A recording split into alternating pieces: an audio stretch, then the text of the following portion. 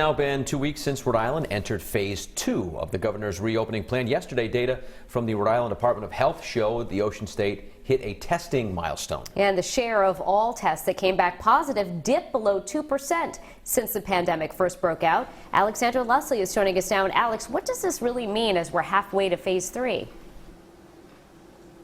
Well, if we're truly on the way to phase 3 right now, we'll actually know that in the next 2 weeks. That's when data would show positive trends in both cases and hospitalizations. But the governor said she's hopeful that Rhode Island is indeed on track. The people of Rhode Island are pitching in, doing what's been asked for them, following the rules. Rules like mask wearing, hand washing, and avoiding large gatherings. All of this sounds so simple, but it is these simple things that are saving lives. It's these simple things that are allowing people to get back to work. People who work in personal services like hairdressers are 2 weeks back into the job.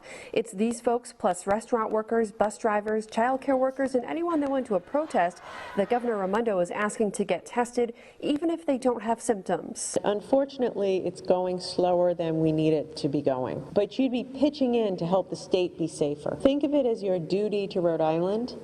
Help us do the people's work of public health. There's more the governor says can be improved on. The Block Island Ferry was too crowded and very few people were wearing masks. She says the operators did the best they could to enforce, even adding an additional ferry. So even if you're at the top deck and the wind is blowing, if you're seated next to somebody for 20, 30, 40 minutes, please keep your mask on. While any outbreak is unwanted, the governor says one on the island would be more difficult. It is a very limited healthcare system out there. It gets incredibly crowded. We are working really hard to keep Block Island open. And if you're one of those people who qualifies for asymptomatic testing that the governor mentioned, that test is free. We have information on where you can go to sign up, posted on WPRI.com. Live in Pawtucket, Alexandra Leslie, Eyewitness News.